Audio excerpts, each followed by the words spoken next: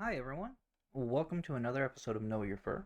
Today, we're going to be interviewing and getting to know Null.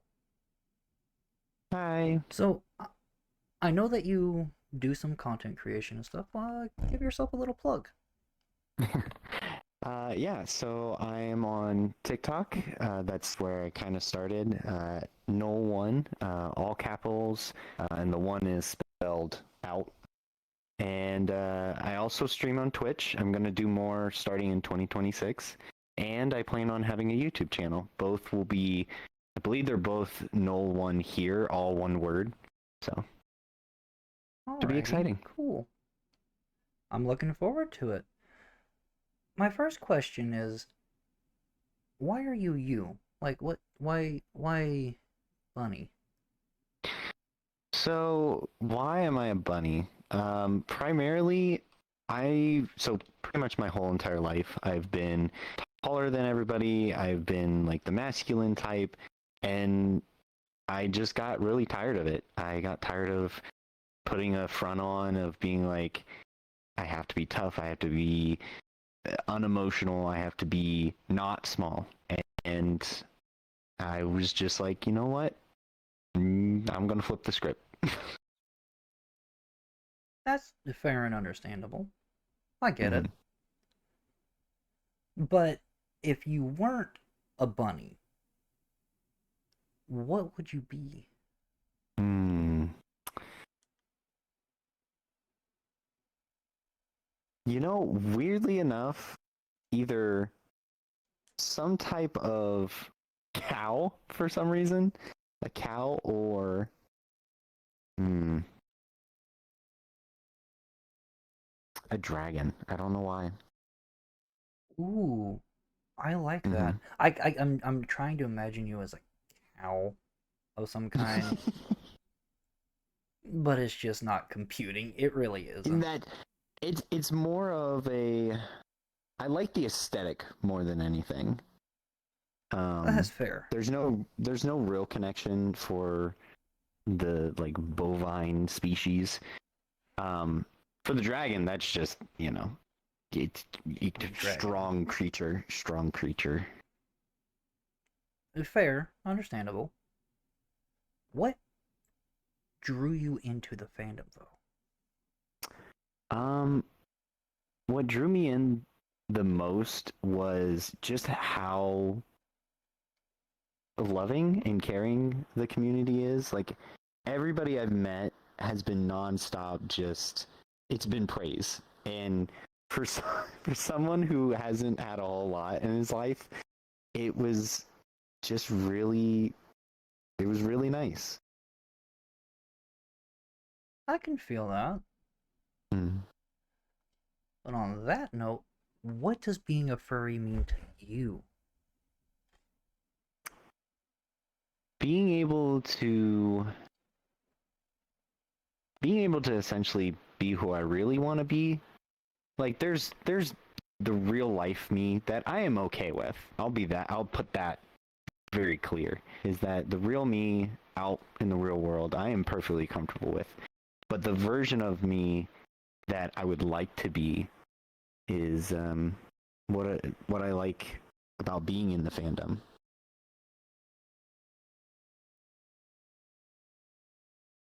Okay. So you like being the version of you that you want to be, not the version you feel you have to be. Hmm.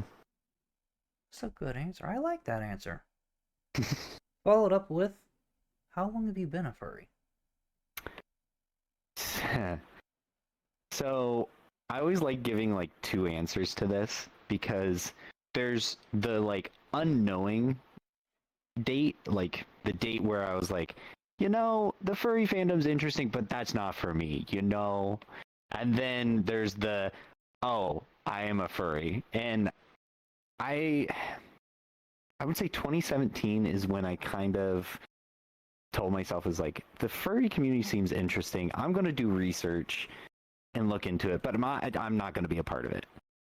And then I went to college, and when I graduated, peak COVID, and and I always say that the VRC pipeline to furry is what. So, Real quick, mm-hmm, before you continue, I'm gonna interrupt you real quick. Tell mm-hmm. everybody what you do.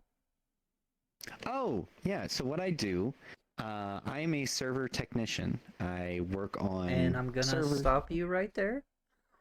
I'm gonna stop you right there. The pipeline started when he went to college for something IT related. Uh, okay, I went to college actually for cybersecurity, so it makes it even worse.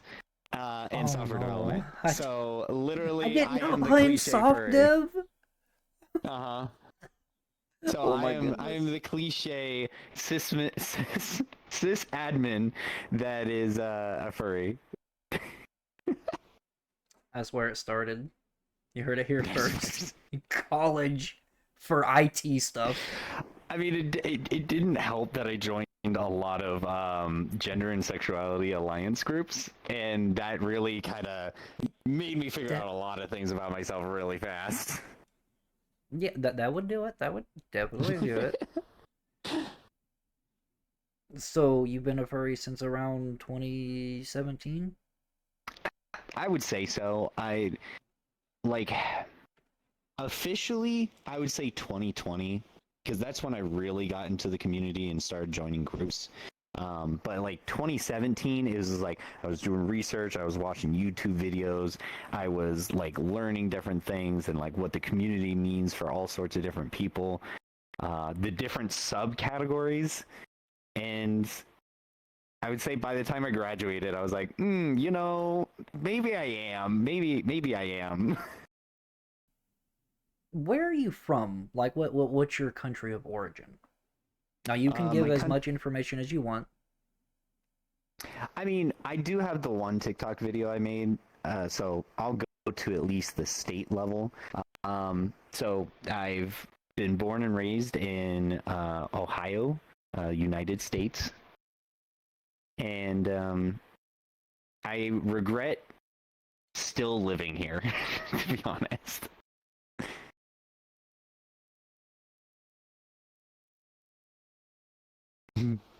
I'll let you figure out what I'm talking about, but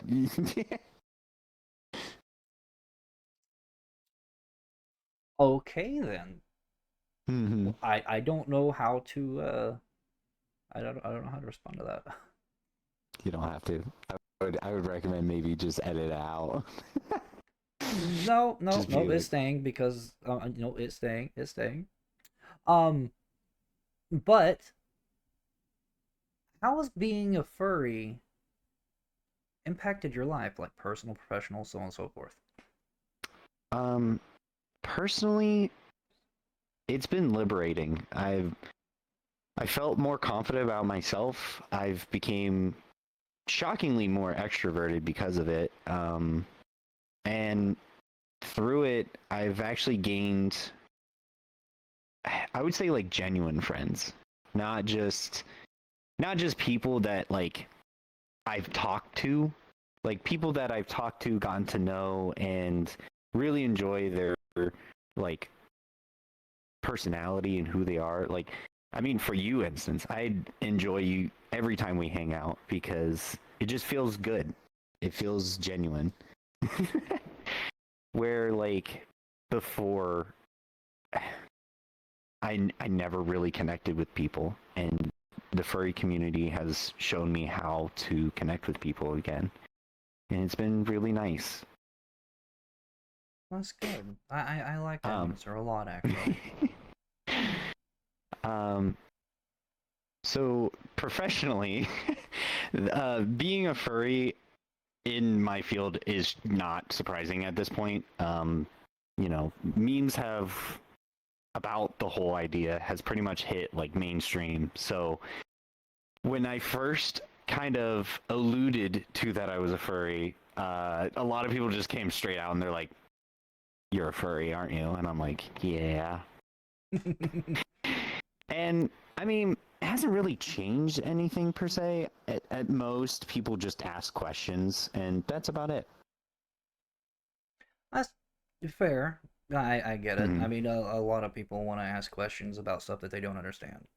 But I would Mm. rather someone ask questions for any non-furries that happen to be watching this. Ask questions, don't make assumptions.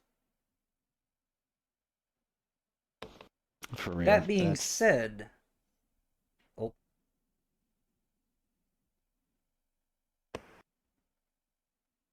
awkward.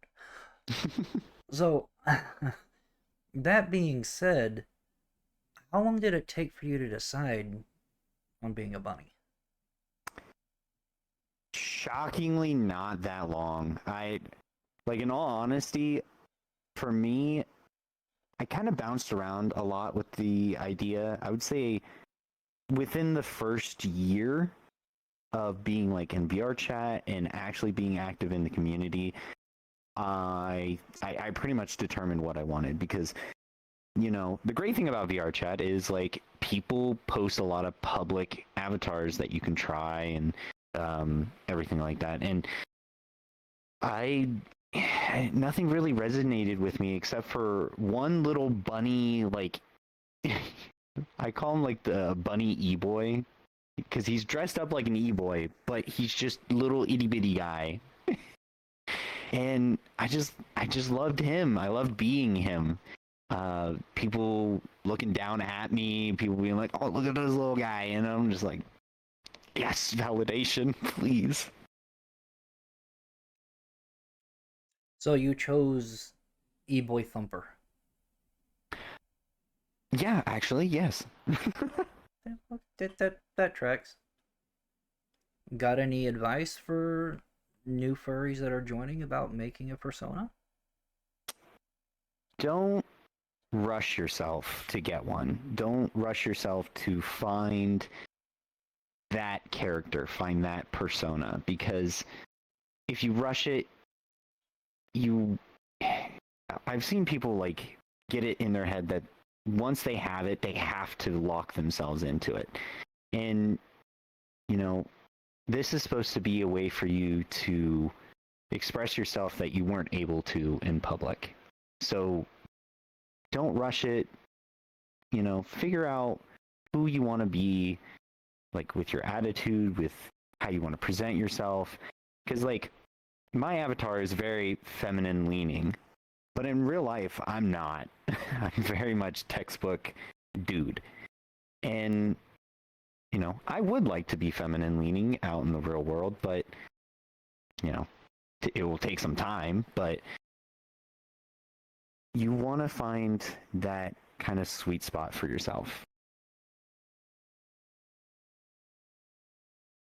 I like that. Thank you. Mm-hmm. Mm-hmm.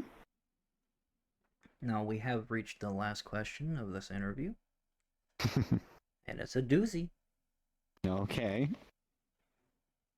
Do you have any advice for people who are thinking about joining the fandom or those that have just joined? I would say if you're planning on joining, definitely take it slow. Don't. I know VR chat kind of throws you right in sometimes if you find that like right group.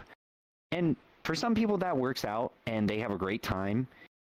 But the thing I've noticed is like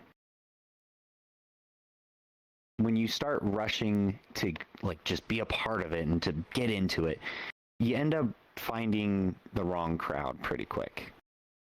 And sometimes you can feel trapped in that group. You can end up having a really bad time. So people that are planning on getting in or just starting, take it slow. Find it naturally. Don't force yourself into situations or anything like that, because that's how you can just get yourself hurt. So, yeah. Okay, well, thank you for that. That was really nice. Mm-hmm. And that, everyone, is Null. Thank you so much for being on the show, letting me interview you. Mm-hmm.